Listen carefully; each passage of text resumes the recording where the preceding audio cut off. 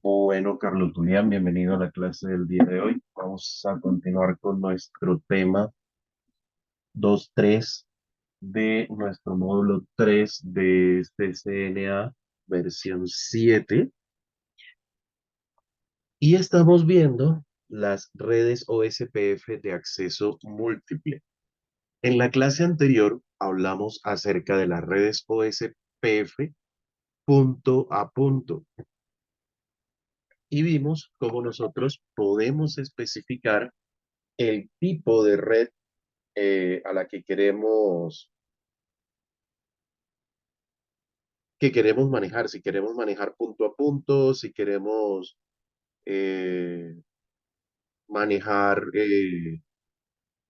multiacceso, que es por defecto cuando la conexión es Ethernet, pero básicamente la diferencia es que en las redes punto a punto, nosotros no vamos a tener la necesidad de seleccionar, bueno, nosotros no, el OSPF no va a tener la necesidad de seleccionar un DR y un DR other. Es básicamente. Entonces, a pesar de que en la topología anterior estábamos usando redes Ethernet, nosotros configuramos la red como red punto a punto. Listo, para no tener que conectar, para no tener que el proceso USPF hiciera la elección de DR y DR other. Ahora, ¿eso cuándo se puede hacer? Cuando sí efectivamente tenemos una red Ethernet, pero tenemos los routers conectados con un cable uno directo al otro. Y los tenemos conectados a un switch, entonces ya no es válido decir que la red es punto a punto. Ya es una red de multiacceso y debemos lidiar con todo lo que las redes multiacceso conllevan. Entonces, Listo, Junior. ¿qué nos dice la documentación? Tipos de redes OSPF. Otro tipo de red que utiliza OSPF es la red de multiacceso.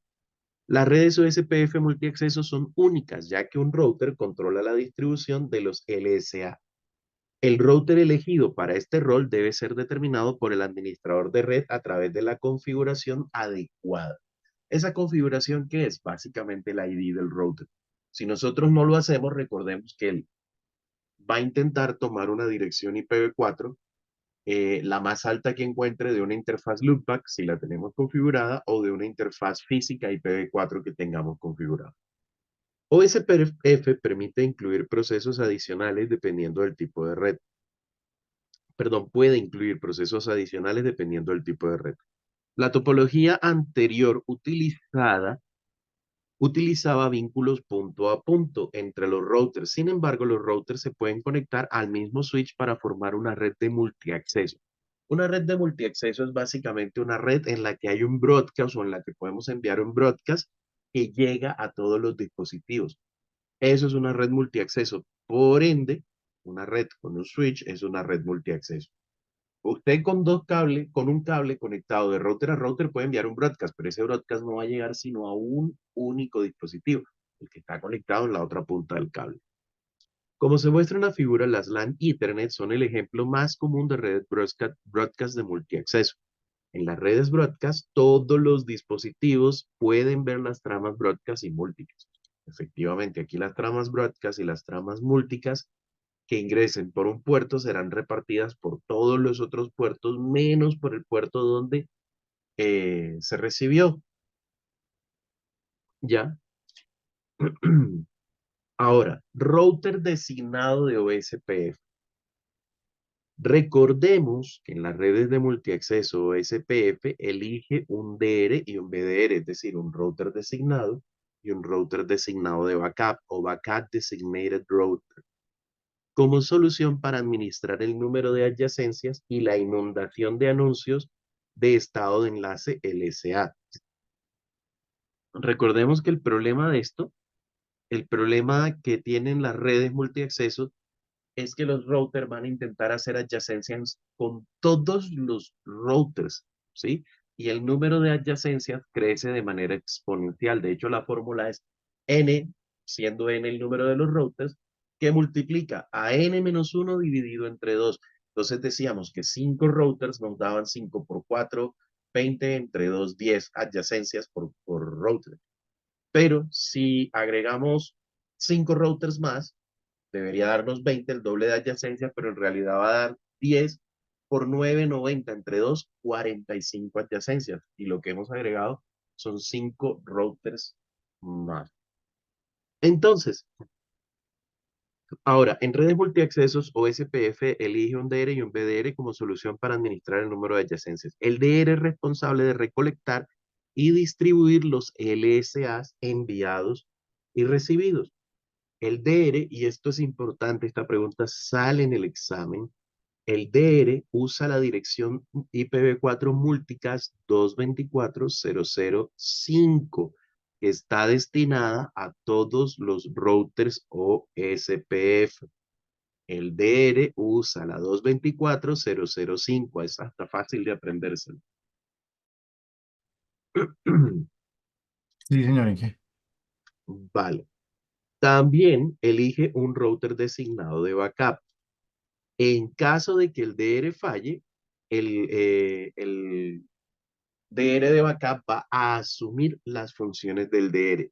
¿Cómo hace esto? Pues el BDR escucha pasivamente y mantiene una relación con todos los routers. Si el DR deja de producir paquetes hello, el BDR se asciende a sí mismo y asume la función de router designado. Todos los demás routers se van a conocer o se convierten en DR others, es decir, no son DR, no son DR de backup, son DR others, otros routers simplemente. Los routers que no son, los DR other utilizan la dirección de acceso múltiple 224.0.0.6. Esa es la dirección multicast de los DR others para enviar paquetes OSPF al DR y al BDR. Solo el DR y el BDR escuchan en la dirección 224.0.0.6. Entonces, los routers multicast todos escuchan en la 224.0.0.5, pero el DR y el DR other escuchan además en la 224.0.0.6. En la figura R1, R5 y R4 son DR others. Aquí tenemos que todos estos son DR others. Haga clic en reproducir para ver la animación. Pues vamos a ver esa animación. Vamos a reproducirla así de poquito. R1 está diciendo, estos son mis LSAs. Y se los envía al DR y al BDR únicamente, no se los envía a los demás. Ahora, el DR, únicamente el DR, en este momento, envía las LSA que recibió de R1, se las envía a todos los demás routers. Se las envía a todos los demás routers. Entonces ya no tenemos el hecho de que R1 envía a todos los demás routers sus LSAs y todos los demás también reenvían las LSAs que acaban de recibir. ¿Por qué? Porque ya tenemos un esquema de red de multiacceso en el cual estamos eligiendo un DR y un BDR. En una red punto a punto no pasaría esto, pero es que en una red punto a punto eso no tiene problema. Topología de acceso. Buenas noches, Edgar. ¿Cómo vamos? Perdónenme que hoy tengo así como la voz un poquito rara, pero es que tengo una gripa tremenda. A ver, topología de referencia a acceso múltiple o SPF. Vamos a usar esta topología de acceso múltiple. Importante que veamos los ID de router, los RID. Este tiene el 1.1.1, este tiene el 2.2.2 y este tiene el 3.3.3. Inmediatamente nosotros, basados en el ID, podemos decir que el R3 es el DR. ¿Por qué? Porque tiene el ID más alto. El otro, el R2, es el BDR porque tiene el siguiente ID más alto. Y el R1 es un DR other, simplemente. Ahora, verificar las funciones de router OSPF. Nosotros podemos verificar las funciones de OSPF con el comando show IP OSPF interface y la interfaz o el identificador de interfaz. Miren que en este caso las interfaces activas para OSPF serían la Gigabit Ethernet 00, Gigabit Ethernet 00, Gigabit Ethernet 00. Estos, que serían LAN, La Gigabit Ethernet 0.1 en todos los routers no tiene sentido que sea una interfaz OSPF, salvo que tuviéramos otros routers allí. Esas interfaces, si recordamos lo que vimos la clase pasada, deberíamos marcarlas como interfaces pasivas. Pero entonces, aquí estamos en R1. Estamos consultando las características de OSPF para la interfaz Gigabit Ethernet 0.0. ¿Qué podemos ver aquí? Importante, podemos ver que dentro de las cosas que nos muestra el estado y nos dice que el estado de este router es un DR Other, que tiene una prioridad de 1. Luego vemos qué es esto. El router designado es 3.3.3.3 y nos muestra pues la IP de la interfaz. Y nos dice que el router designado de backup es el 2.2.2 con la IP de la interfaz. Nos muestra los routers vecinos, es decir, los routers con los que este router está intercambiando información de enrutamiento vía OSPF. Y nos dice que tenemos un router adyacente, un vecino o una adyacencia con un vecino con el ID 22222 y que ese vecino es el router designado. Nos muestra otra adyacencia con el vecino 3333 y nos dice que ese es el router designado. El de arriba es el designado de backup y este es el designado. Esta información, ¿por qué aparece? Si ya aparece aquí arriba también, nos dice que el router designado es este y que el router designado de backup es este. Resulta que podemos tener adyacencias con muchos otros routers o estar recibiendo información de muchos otros routers que no van a ser ni designados de backup. Vamos a mirar qué vemos desde el R2. Recuerden que R2 es el router designado de backup. ¿Cómo lo vemos aquí? Nos dice, estado de este router, R2, aquí estamos en R2, este es el BDR. Y nos dice que el DR es el 333. Y nos dice que el BDR es el 222, o sea, él mismo, su propia ID. Pero de todas maneras, él siempre va a decir quién es el router designado y quién es el router designado de backup, así sea el mismo. Entonces, nosotros cuando vemos aquí, oiga, este es el BDR, perdón, y el ID del router designado es 22222 y nos preguntan, ¿cuál es el ID del router designado de backup en esta red? Nosotros podemos decir es el 222.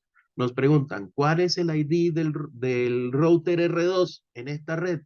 Pues nosotros decimos, uy, R2, pero aquí no me dice por ninguna parte. Ah, bueno, sí, Process ID, Router ID, 22222.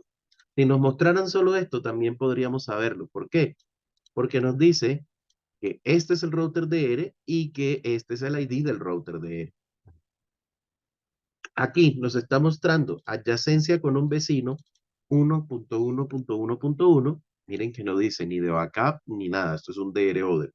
Y adyacencia con el vecino 3333, que este es el router designado. Ahora, ¿cómo vemos el mundo desde el R3?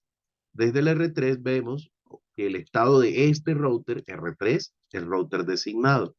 Su ID es 3333 que el router designado de backup es el 2222 y que tiene adyacencias con el vecino 1.1.1.1, que es un DR order, y con el 2.2.2, que es el router designado de backup. ¿Preguntas hasta ahí? No, y que por el momento no, señor.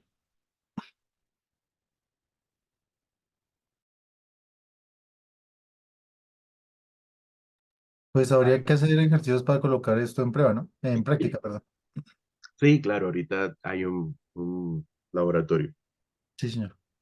Listo. Bueno, verificación de las adyacencias. Las adyacencias son las relaciones que se forman entre los routers. Aquí pues nos dice, oiga, tenemos adyacencia con este vecino y adyacencia con este vecino. Pero las adyacencias pueden eh, tener diferentes estados. Los estados de esas adyacencias pueden ser full DR order. ¿Qué es una adyacencia full DR order? Es una adyacencia que se da cuando este router, o sea, el router donde yo estoy verificando las adyacencias, es el DR o el BDR. y está completamente adyacente con un router que no es ni DR ni BDR. Es decir, un full DR order se puede dar aquí entre quién y quién. Se puede dar entre R3 y R1.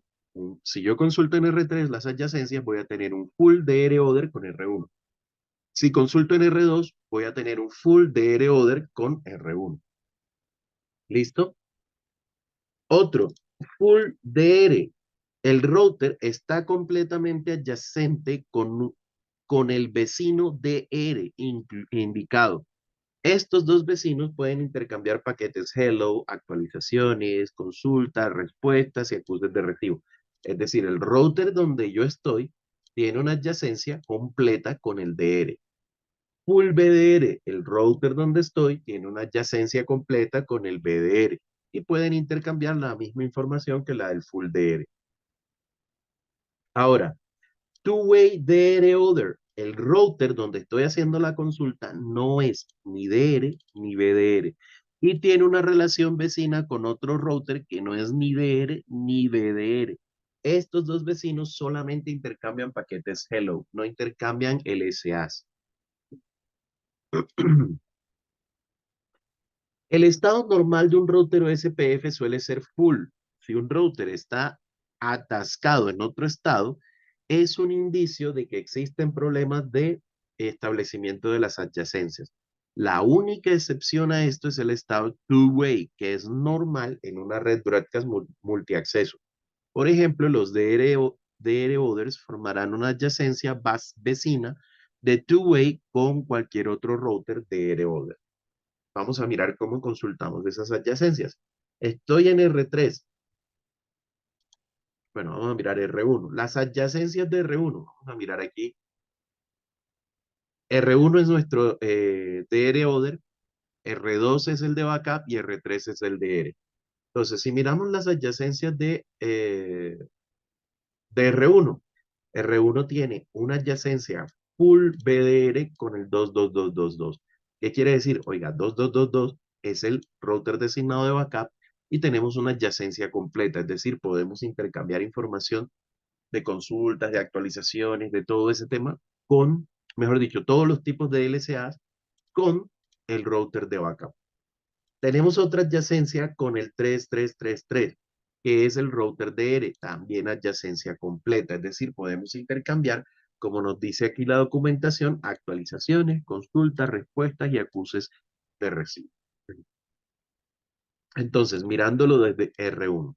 Mirándolo desde R2, R2 tiene una adyacencia con R1, pero dice, la adyacencia es completa y R1 es un DR order. Con R3, una adyacencia completa y R3 es un DR o un router designado. Y lo mismo pasa en R3. R3 tiene una adyacencia completa con R1, que es un DR order, y con R2, que es un eh, router designado. Si tuviéramos otro router, un R4, cuando miráramos aquí en R1, veríamos 444 two-way DR order. Pero como no tenemos más, pues esto es lo que estamos viendo aquí.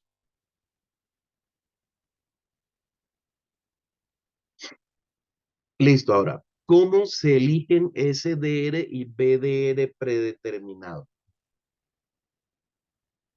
Los routers en la red seleccionan como DR al router con la prioridad de interfaz más alta. El router con la segunda prioridad de interfaz más alta se elige como BDR. La prioridad puede configurarse para que sea cualquier número entre 0 y 255. Generalmente viene en 1. El valor de la prioridad de interfaz se establece en 0. Esta interfaz no puede elegirse ni como DR ni como BDR. Esta prioridad se establece por interfaz. La prioridad predeterminada de las interfaces broadcast de acceso múltiple, entiéndase todo lo que sea Ethernet, Fast Ethernet, eh, Gigabit Ethernet, 10 Gigabit Ethernet, Ethernet, se va a establecer en 1 por defecto. Por lo tanto, a menos que se configure de otra manera, todos los routers tienen el mismo valor de prioridad y dependen de otro método de diferenciación durante la elección del DR y el BDR.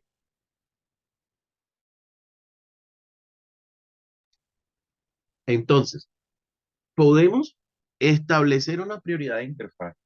Si la establecemos en cero, sin importar el ID, la interfaz no va a poder ser nunca, ni DR ni BDR. Entonces, si usted tiene un router, así sea Cisco, pero lo tiene por ahí un router todo maluquito que usted no quiere que bajo ninguna circunstancia eso sea DR ni BDR, pues le pone una prioridad de interfaz.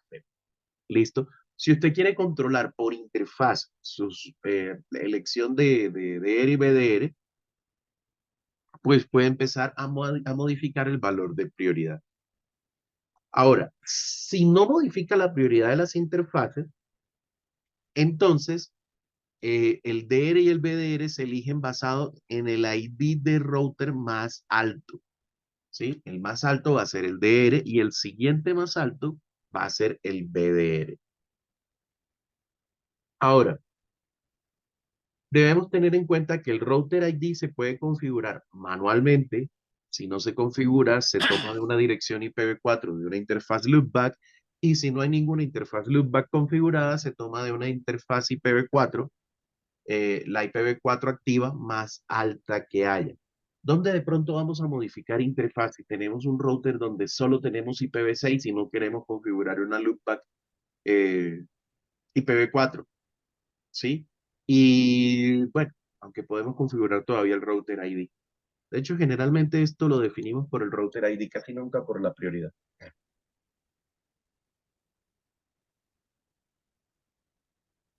Recuperación y falla del DR y el BDR. Entonces, esto aquí me está cargando. A ver, 237, 237. Vamos a refrescarlo porque no carga la Yali. 237.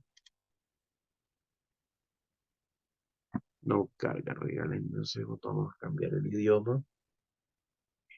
Eh, eh,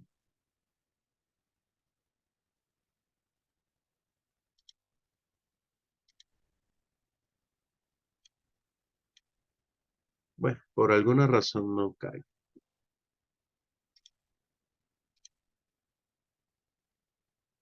Bueno, en realidad, ¿qué ocurre? Si nosotros tenemos un DR, ¿sí? Nuestra red ya hizo la elección del DR y el BDR, y el DR falla, entonces, ¿qué ocurre? En este escenario se produce un error el DR actual, R3, por lo tanto, el BDR R2 preseleccionado asume el rol. A continuación, se hace la elección de un nuevo BDR. Debido a que R1 es el único DR other, se selecciona como BDR. Entonces, ¿qué ocurre? Si el R3 falla, que era el DR, R2 va a asumir sus funciones porque era el DR de backup. E inmediatamente el proceso USPF intenta seleccionar un nuevo DR de backup. En este caso no hay mayor opción sino elegir al DR1, al router 1 porque es el único DR other que hay. Si hubiese otros routers, ¿qué pasaría? ¿Qué pasaría? Se miraría el ID de interfaz y si los ID de interfaz están por defectos en uno, se miraría el que tuviera el ID más alto. Entonces, si tuviéramos un DR Other con el ID 4444, ese ID 444 pasaría a ser el nuevo de BDR, el nuevo BDR. Listo. El R3 vuelve a estar o vuelve a unirse a la red, el R3. ¿Qué ocurre cuando el R3 se une a la red? Cuando el R3 se une a la red, eh, debido a que el DR y el BDR ya existen, R3 no asume ninguno de los roles. Es decir, cuando nosotros metemos un router nuevo, el hecho de que ese router tenga una ID más alta no significa que va a posicionarse como DR.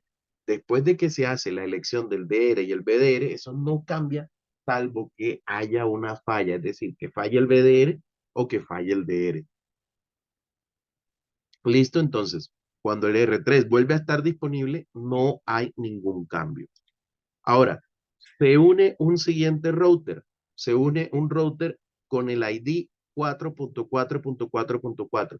Resulta que como el proceso de OSPF ya se había ejecutado, ya hay un DR y hay un BDR, este router simplemente se une y pasa a ser un DR order. No pasa absolutamente nada. Pero ¿qué ocurre si R2 falla? Si R2 falla, miren lo que va a ocurrir. El que antes era el BDR va a pasar a ser el DR, el R1. Y se elige entre los DR order un nuevo BDR. ¿Cuál se va a elegir? Pues ya no el 333, sino el 4 porque tiene el IP más alto configurado. Es, digamos, el proceso en el que cómo se da eso. ¿Preguntas hasta ahí?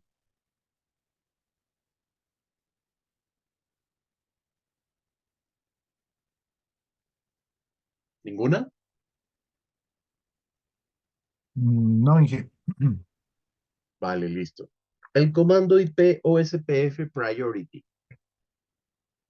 El comando IP OSPF Priority es el comando que nos va a permitir fijar la prioridad de las interfaces para participar en la elección del DR y el BDR. ¿Cómo utilizamos ese comando? Desde el modo de configuración de la interfaz escribimos IP OSPF Priority y la prioridad. Recordemos que es un valor entre 0 y 255. Eh, si nosotros eh, eh, utilizamos el priority para cumplir con estos tres requisitos que nos dicen aquí, que el R1 sea el DR, que el R2 sea el BDR y que el R3 nunca sea ni DR ni BDR, lo podemos hacer con esto. En el R1 establecemos un IP o SPF priority de 255, siempre va a ser el DR. En el R3, que nunca debe ser un BDR, podemos establecer el IP o SPF priority en 0. Y en el otro router podemos establecer, en el R2 podemos establecer o dejar el valor de priority tal cual como estaba en 1, es decir, como viene de fábrica. Ahora, ¿tienen que ser estos números para que este sea el router designado? No, no tienen que ser esos números. Con que le hubiéramos puesto aquí IPOSPF Priority 2, ya era el más alto, porque solamente tenemos un 0 que acabamos de configurar, un 1 que vino por defecto en el R2 y un 2 que colocamos aquí. Ya este iba a ser el router DR sí o sí. Y lo que sí debemos tener en cuenta es que al que le coloquemos un 0, nunca va a ser ni DR ni BDR. Así no haya otro, así no haya más de dónde escoger. Este nunca va a ser ni DR ni BDR. ¿Correcto? Ahora, luego, después de hacer esos cambios, reiniciamos el proceso de OSPF con Clear IP o Clear IP OSPF Process. Esto es lo mismo que hacemos cuando, por ejemplo, cambiamos el ID de proceso o cuando cambiamos el router, perdón, cuando cambiamos el router ID. Generalmente vamos a venir a hacer el Clear o SPF Process para que los cambios tengan de verdad efecto, para forzar la elección del DR y el BDR otra vez. Ahora, perdón, si volvemos a consultar la interfaz, el R1, vamos a ver que ahora tenemos estado DR y que priority la tenemos en 1. Ya tenemos la priority en 1. Listo, y por acá aparecía en otro lado el priority ahorita. Bueno, no lo, no lo veo ahí. Syntax Checker, configure la prioridad de OSPF. Por favor, 5 minuticos les doy para que hagan esto. 2, 3, 10. Y enseguida hacemos el packet tracer 2, 3, 11. Listo, Inge. Vale. En 5 minutos activo nuevamente el micrófono.